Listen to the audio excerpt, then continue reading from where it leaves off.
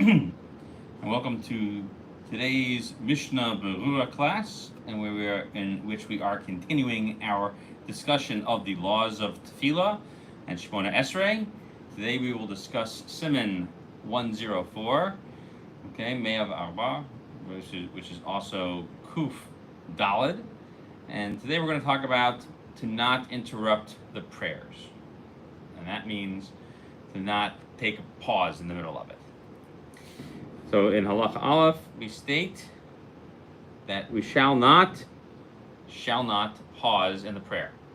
And that's even if a king of Israel were to ask of your well-being, you should not respond. However, a king from the non-Jewish world, from the other nations, if it's possible to be brief, meaning that you can be brief in your prayer, you should say the beginning of the blessing and the end of each blessing before the king reaches your spot. You should shorten it. If it is impossible, that you should go away from the path of. If it's possible for you to move away from the path in which this non-Jewish king is passing, you should move away, and you should not interrupt with speech. And if it's impossible any other way, you can respond. Okay? Then you may interrupt. So what does it mean to not be mafsik? So the Mishnah Berurah explains that's even making little hints. Okay, little gestures, that's prohibited. If it's not for like a crying child, that you can do something to basically, do little hand gestures in order to make them, that type of stuff, or stuff like that, or just like nice little things to help the baby, calm the baby down, and not have the crying interrupt your prayer. Okay. I actually have heard from some people that the sound of a crying baby is probably one of the most disruptive sounds that anyone could hear. And if it's not possible to move yourself away from the crying baby, this is why you're also allowed to do it. If that doesn't calm them down, you should walk away from the crying child, but don't speak to the child. Okay, and a person who's also a really important person, and the shliach tzibur, the person leading services, is waiting for him to respond to Kaddish and all the other things, or Kedusha, and he doesn't want him to wait for him, and doesn't want to hold up the entire congregation waiting for his prayer. He can make a symbol, to tell him to go ahead and not wait for him. Okay, so you shouldn't interrupt in the middle of your prayer. The Mishnah Berurah explains. Even if you're going to lose money, you cannot make a pause in the prayer service. And the Chai Adam says that one who is standing in the midst of their Shemona Esrei, and they do not know what the rule is for a certain thing in the prayer service, and they don't know how to pray it. Let's say they forgot, something in the prayer service. They don't know if they have to go back. Well, they could walk from their space to another space and look at a book, right? To look at it, and if actually ask somebody, hey, what do you do in this situation? He's not sure, but the Mishnah Berurah seems to say that it should be permitted. So you could actually, in the middle of your prayer, do that. Now, the truth is that you don't really need that in most Sidurim nowadays. I would start with looking in the back of the Sidur, more so than going to ask the question. So if a non-Jewish king, and Mishnah Berurah adds, and it could be anybody that could put some fear into you for not responding to them, especially if it's a fear of them possibly holding you as treasonous and so on. Mishnah Berurah also says, in terms of the second option, which is to walk away, it's actually preferable to rush through your Shemona Esrei than it is to walk away from your spot. However, the Primo Gadim disagrees with this, that it's really more likely that walking for the purpose of keeping your prayers intact is not considered a break at all, and so he would prefer that you do that. And we said the last result is to protect yourself, you may pause and respond. So the Mishnah explains that it's even for you to ask them back, "How are you doing?" Right? The king comes to you and says, "How are you?" And you go back with, "I am well. How are you doing?" You may even do that. Okay, because if you didn't do that, you might actually putting yourself in danger or some type of thing. And that's what's part of it. Okay, that's halacha aleph. Now halacha beis. You're traveling along the way and saying your Shemona Esrei, and an animal comes to you, okay, or the wagon interrupts you, okay. You can move. Oh, I'm sorry. The wagon moves out of its own path, okay. And so then you need to get out of the way from it, okay, and not say something, okay. But for anything else, you shouldn't move your spot until you finish your prayer service, unless you're just saying the supplications at the end of the prayer service. Okay, so only the main 18 blessings. So what does this mean? It's kind of confusing. So you shouldn't move your spot unless there's an animal or a wagon that's coming into your place. So what does that mean? So even though it's unsafe, okay, and possibly even quite dangerous that the animal should approach you or that the wagon is approaching your spot, nonetheless, since you are able to move out of the road to get out of its way, so you can't say something to say, or to strike a stick or something like that on the animal, or to yell at the wagon driver, okay, right? Those are the least preferable things to do. You should just move out of the way, okay? And we say that you should move in any other situation. So we said earlier in Siman Sadi, Siman Chav Zion, that was different. So what did we say in Siman Sadi, Siman Chav Zion? So back in there in chapter 90, number 27, he said the following. Okay, so we were talking about having to cover up nasty, gross stuff. Okay, so we said, well, what would happen if someone did they relieve themselves in a certain spot and you could smell it?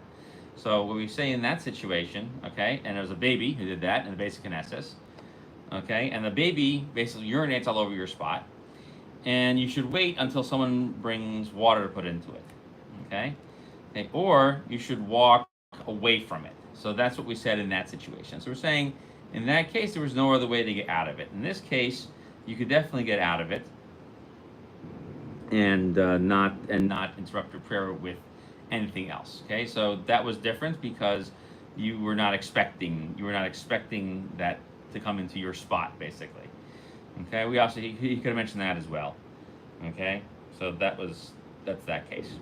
Okay, so it's part if you need it for prayer. Also, we say you shouldn't move. You should never move your spot at any time. So now the Mishnah makes a comment over here. One should chastise the leaders of the congregation. Hello. One should chastise leaders of the congregation who move themselves from their spot on Yom Kippur when they get to the bowing parts. Okay, so there's a bowing part in the recitation of the Amidah, and when you get to that, and it says, "And here we are, and we prostrate ourselves upon the floor," you shouldn't move to that. Okay, and you also do that during and also in Musaf when we bow down for the recitation of the Yom Kippur sacrificial service. You also bow there, and they shouldn't move from their spot. And you'll learn about this later on in Siman 621.4 in the Ramah. So what do? We have the double shtender, okay? The two lecterns. So there's the regular lectern, and then there's lectern number 2. So you put the second one in between him and the first one, and when you get to the bowing parts, you remove that out of the way, and he goes down, and then usually people, if he's not so good at getting back up, you help him get back up. but he shouldn't move the shtender out of the way. Okay. Well, we say you can move during the supplications at the end, because then the Mishnah explains one is allowed to move for the purpose of a mitzvah. Okay, which is like we do with the shliach tzibur, so that he finishes his prayer service, but he's not actually done with the prayer yet, because he's going to now sit down on a chair and recite additional supplications. Okay, and also people are going to get up and get called to the Torah for an aliyah. Okay, even though there's a full Kaddish to be recited afterwards, which is really the true end of Shemona Esrei. Okay, and furthermore, the Gemara says that Rabbi Akiva, that people would go and find him in spot A and find him in spot B from how many times he would bow down to the floor. And when he was doing all those prostrations, that was in the supplication part of the Shemona Esrei. Okay, however, which we're at the end of it. But to not bow down, a person should not move from their spot until they have taken their 3 steps back at the end of Shemona Esrei. And another book called the Olas Talmid says that after you finish your prayer service, before you say Oseh Shalom, which is the very end of that supplication paragraph, there is no problem to go and do a small mitzvah before you've actually fully finished and taking your steps back from the Shemona Esrei. Okay, so for example, if they call you up to open the Aron, right? You were davening so long that it's already Kriyas Torah on a Monday or a Thursday, right? You're davening so long. They also want you to open it up at the beginning for Avinu Malkeinu. Okay, so I think that's a mitzvah. Nonetheless, you should say Yiyu L'Ratzon. So you can come back to Tachnunim later, but you should say the verse, which is normally at the end of that last supplication. You should say Yiyu L'Ratzon in Reifi Ve'egan Li B'Fanech Hashem Tzuri B'Goli. Okay, and that's actually the Vilna Gaon brings it down as well. He doesn't say that. I'm adding that. Okay, Halacha Gimel. Let's say a person is assaulted by a snake. Okay, and it's wrapped around your ankle. You still shouldn't pause your Shemona Esrei. However, and this is brought in brackets over here, a person could walk to another place in order that the snake should fall off of his feet. Okay? However, the Shulchan Aruch explains that if it's a scorpion, you should stop, because it's more likely that a scorpion will attack you. And a snake, we were only saying that it is only when it is not angry. But if it's going to attack you, then you definitely can stop. Okay? So Mishnah Berurah explains what are these categories over here. So the category of not pausing is to say something, okay? That you should yell for somebody, get the snake off of me. And so things to the whole thing, and the next one also are talking about saying something with your mouth. Okay, but if you walk away, that's fine, because as we said earlier, that walking away is not a hefsek, even though that was not so clear. But in these cases, it is. And here you're trying to get the snake off, so you can jump around, hop around, kick the leg. Even though it's not such a big thing, but it's disrupting your prayer. Okay. So, however, this is all for the purposes of prayer, but to walk around stam is not appropriate. Okay, which we had said originally in Siman Beis. So we say that if it's going to attack, okay, even if it's not wrapped around your leg and if you don't see its tail lunging up at you, and in the case of the angry snake, okay, now if you could just walk away from it before it comes to you, that's best, and not to say anything, which, like I said in Siman Aleph. So Siman Dalet over here, we say if you see a bull coming before you, that you should move as far away from a bull as possible, especially if you know it's not normally going to damage you. And that distance is about 50 amos, right? Sounds like the same signs that some people should be reading from the National Park Service in many of the parks in the United States. Don't try to hug the fluffy animals; they're not interested. Now, if you know the animal is likely to damage, you have to walk away at least as far as the eye can see. Okay, and if there's numerous bulls in that place, that's clearly a case of where they're not fighting each other. It's only the lone bull. Okay. Now, the Mishnah Berurah explains what does it mean. There's lots of bulls. So if the bull is fixed, Okay, now it's an ox. Okay, even if you don't know, you can't stop. Okay, and that's assuming that you've never seen it do any damage. But if you know you've seen it do damage before, then you can assume that it'll be damaged and you can interrupt. Halacha 5, it says every place where it says to pause, if your pause takes longer than the amount of time it would for you to recite the entire Shemona Esrei, the full Shemona Esrei, you must recite from the beginning again. And if it's less than that, you go back to the beginning of the bracha where you paused. And if you paused for the first 3 blessings, you should start over again. And if you pause in the last 3, you go back to the bracha starting with the word ritzei. Okay? So what does this mean? The Mishnah explains that's even when you're pausing quietly without saying anything, and it's only even between 2 brachas. Okay, so you only get this amount of time it would take you to say your Shemona Esrei. So if it only takes you 90 seconds to say Shemona Esrei, you only get an 89-second break before you have to start all over again. If you say 20 minutes Shemona Esrei, you have 19 minutes and 59 seconds to take a break in the middle. Okay? And it doesn't matter where you are, even at the very end, the Mishnah explains, you have to go to the back until the very end because it's all one big thing. So it's kind of like not finishing what you started. Okay? And if you don't go back to the beginning and go back to the place where you paused and finish it from there, you then have to go back and start from the beginning all again anyway. Okay? And we're going to bring some of the same rules that we saw before by Kriya Shema. So this is when you were having something that was like against your will. But if you're fleeing from dangerous things that are life threatening, then then what you're doing is you're actually walking away as part of the need for prayer, and finishing it from that point would be okay. Because that's not really considered ones, right? We're considering it something else. You're walking for the purpose of Tefillah. Okay. Now, we learned in Siman Samech Hey previously by Kriya Shema that this is in 65. Okay, that you don't go back to the beginning unless the problem was that you had some type of issue, right? We talked over there about needing to run to the bathroom and those type of things. Okay, and then by Shemona Esrei, those laws are the same.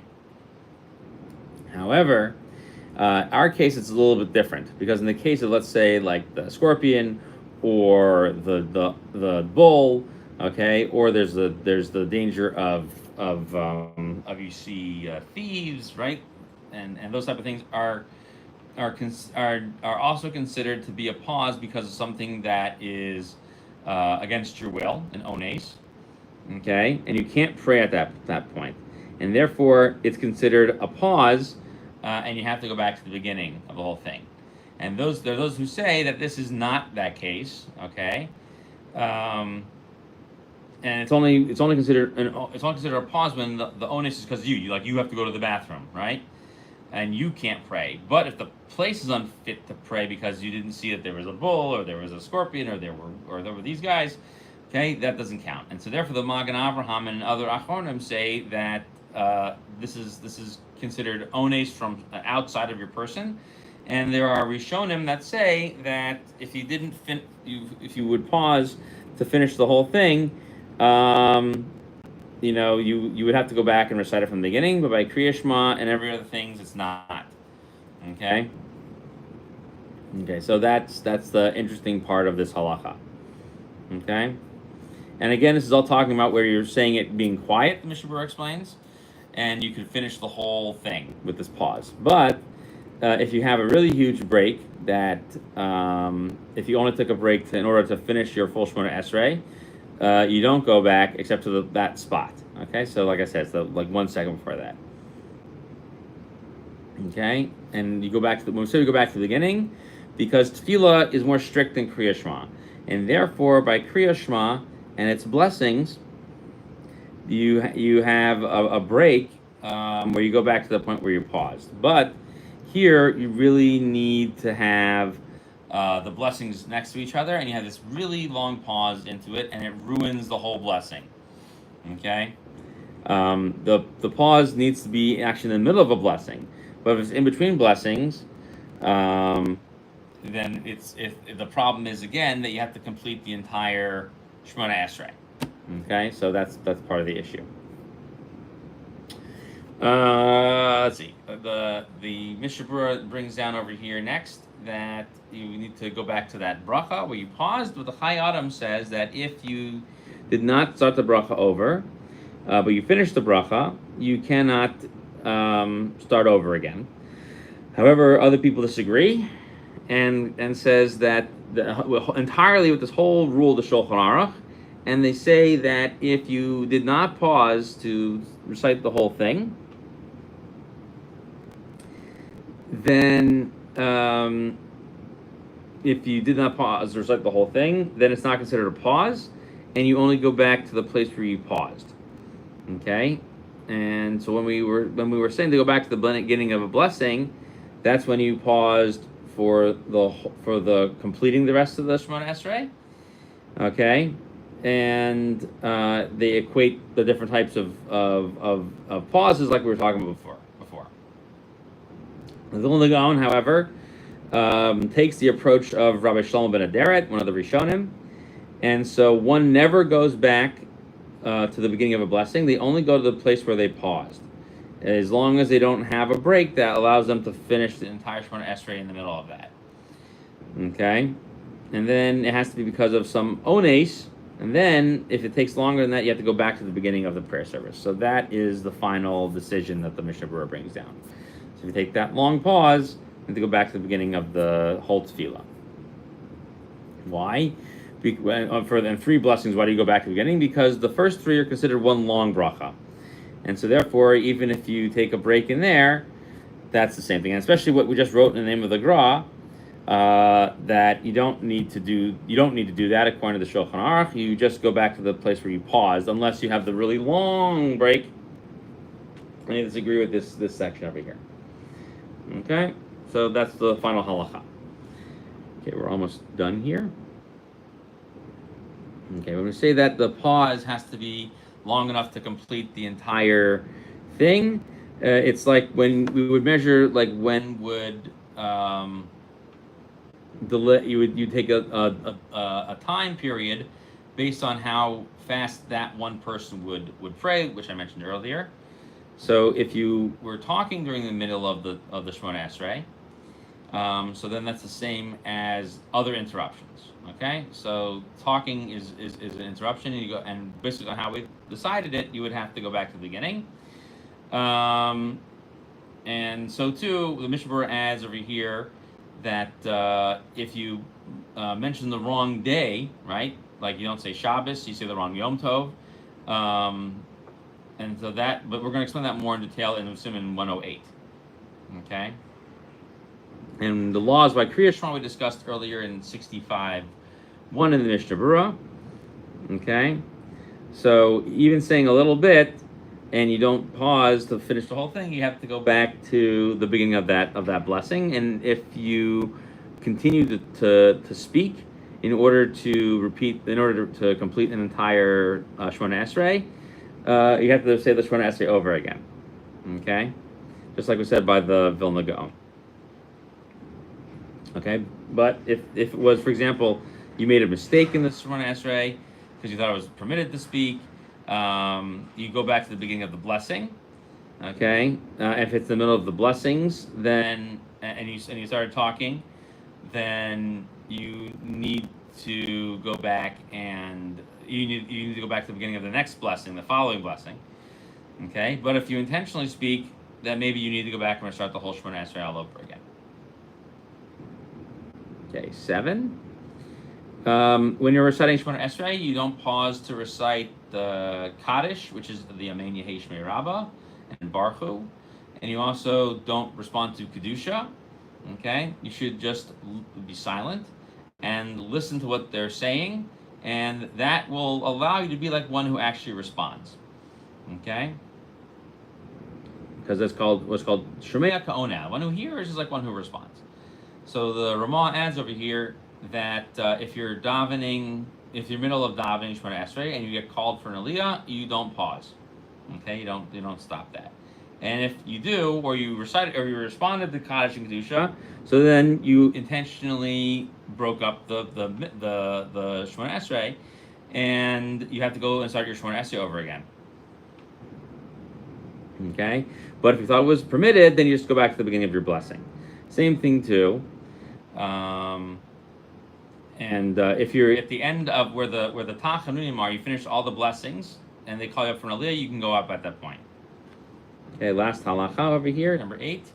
After you finish the 18 blessings, before Elokai and Tzor, you can respond to Kedusha and Kaddish and Baruch Hu. Okay? However, the Mishnah explains that you have to say the words Yul Ratzon before Elokai and Tzor. Otherwise, you wouldn't be allowed to take that break. And the Ramah says this in Siman 122. Okay, and we'll look at it more there. And also the Vilna Gaon says you have to say the Yul Ratzon as well, which is why you should actually try to get through Elokai as far as possible, because he holds that you actually haven't finished the prayer service at that time. All right. Thank you, everyone, for listening today. That was Siman 104. We will pick up again next week with more laws of the Shemona Esrei. Take care.